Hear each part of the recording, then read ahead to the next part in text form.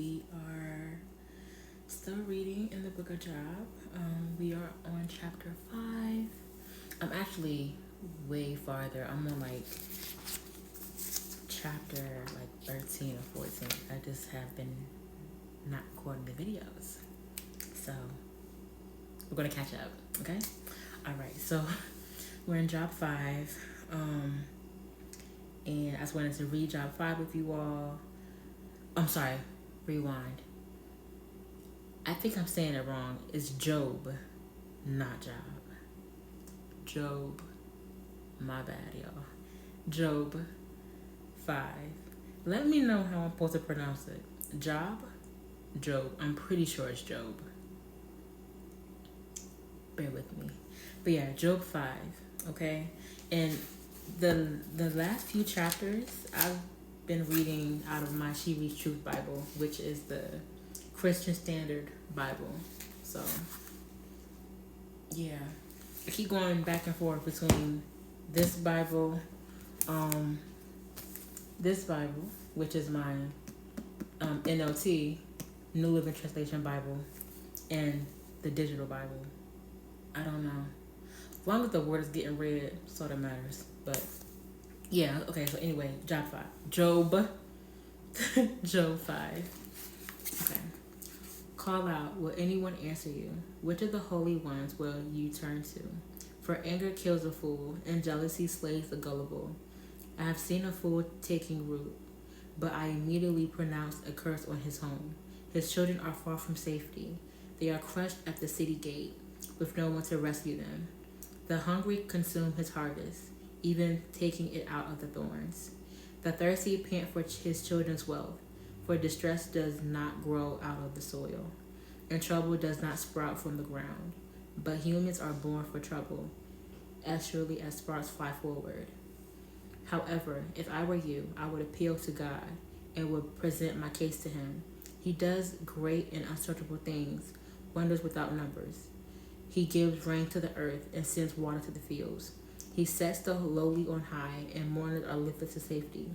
He frustrates the schemes of the crafty so that they achieve no success. He traps the wise in their craftiness so that the plans of the deceptive are quickly brought to an end. They encounter darkness by day, and they grope at noon, as if it were night. He saves the needy from their sharp words, and from the clutches of the powerful. So the poor have hope, and injustice shuts its mouth. See how happy is the person whom God corrects. So do not reject the discipline of the Almighty, for he wounds, but he also bandages. He strikes, but his hands are also healed. He will rescue you from 6 calamities. No harm will touch you in 7. In famine he will redeem you from death, and in battle from the power of the sword. You will be safe from the slander, and not fear destruction when it comes. You will laugh at destruction and hunger, and not fear the land's wild creatures.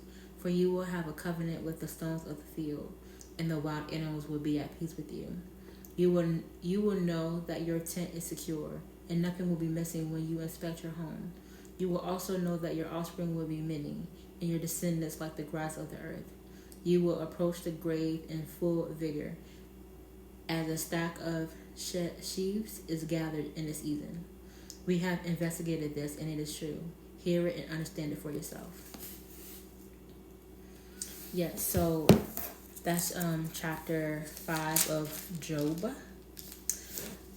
So in this chapter, Eliphaz is explaining to Job that anger does nothing but kill and destroy, not just the person, but all those connected to that person. Example, like the children, whatever you have like built up, all that. And then I also wrote, anger makes people foolish, sets them and their families for, I can't even read my own handwriting, for failure. Instead, call on God. He can do all things. Those who trust and believe in God will prosper. The wicked will not prevail or win. And then I said, God corrects those he loves. His discipline is love and brings us closer to him through faith. Remember what God has brought you through and know He will do it again. He will rescue you. And then I also said, you won't fear the struggles because your faith and trust in God is higher and stronger than your problems or your situation. That's what I got from this chapter. I'm trying not to say too much without talking about the other chapter that I've already read. Because at first, in the beginning, I thought his friends were for him and they were supporting him. And then later on, I see they're actually like arguing. They're blaming Job for what has happened to him. And pretty much saying like, oh, that's why God has turned his back on you because you must have been sinning or your children must have sinned. But Job was a blameless man. God said it. And Job prayed and prayed for his children. So if his children did anything to defend God, he prayed for that as well. So Job and his family were covered. So his friends were actually wrong. I just can't remember. I thought they were for him and supporting, but they're actually kind of not. They kind of suck. But I just don't remember where that's at. I might be speaking a little bit farther, but yeah, it might be.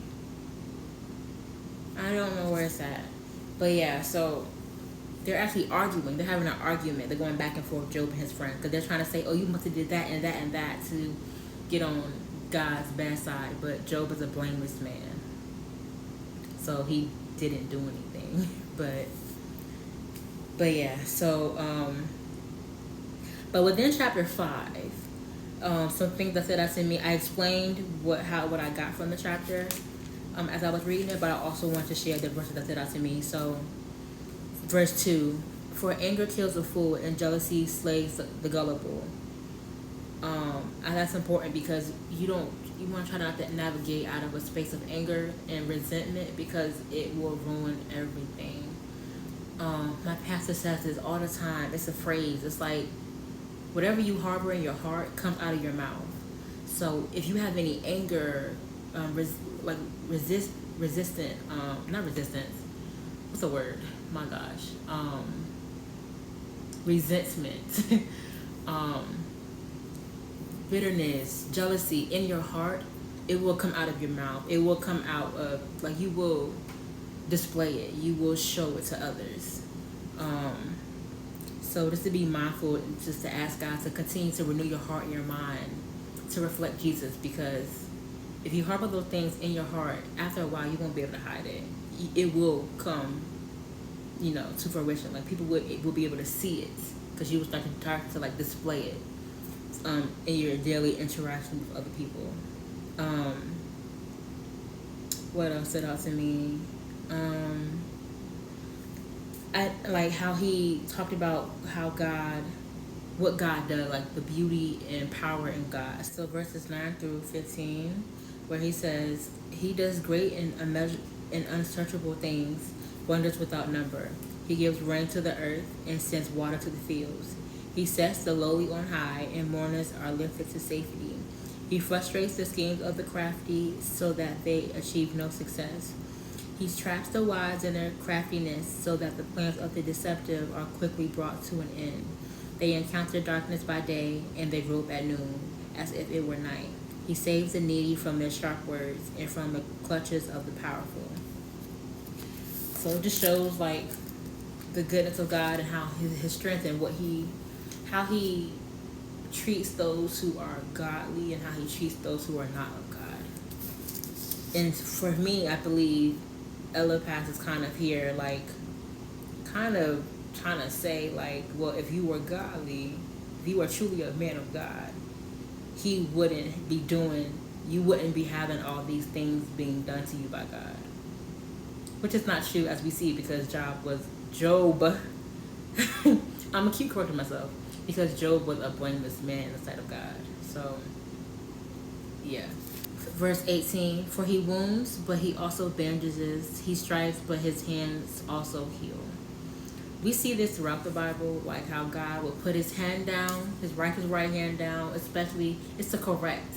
Because he'll give you chance after chance, and if you're not catching it, you're not catching on, you're not getting it, he got to use force, which hurts. It hurts, but it's needed because we're not listening, and that's how he gets us to stop, and that's how it draws us closer and back to God. Like it says, he corrects, he wounds, but he also bandages and he also heals. That healing comes from when we are back in the presence of God. There was one more too that really,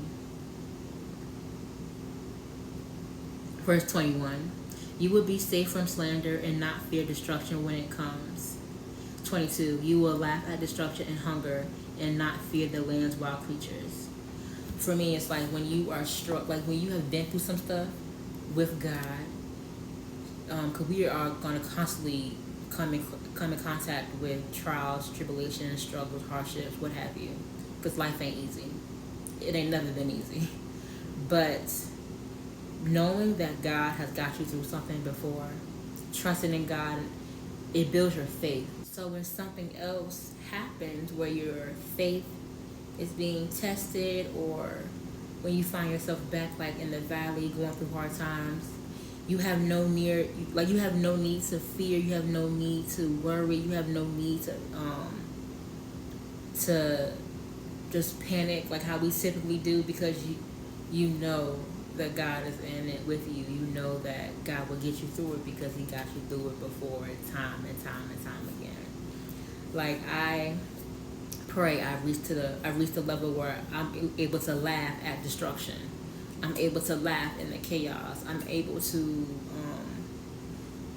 feel safe despite what's going on around me, because it's really hard, like I said before, when you're in it. But I know as time goes on and as you grow in your walk with Christ, and he's refining you and shaping you to match his image, to look like him and to reflect him, like you also grow in your faith, and that faith is what will help you get through difficult times. It's like, yeah, okay, it's fine, God is in control, he got it. Like that's how I want to be. I'm not there, honey. The second something go wrong, I'm like, why? Like, and I'm like freaking out. Fear, worry, anxiety, the negative thoughts that cycle over and over again. It's like, but the more you gotta continue to pray, which I have been, doing, praying, staying connected to the Word of God, and just remembering that God is in control. He got you. You're not alone, and He will get you through. Like He's got you out and through before.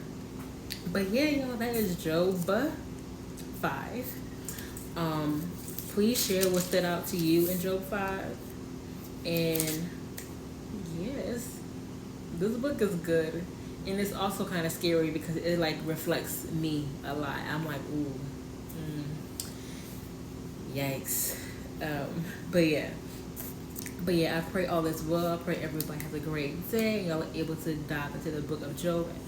And if not Job, dive into your word. Spend time with God today. He loves you. And he wants to spend time with you. Okay. Love y'all. Bye.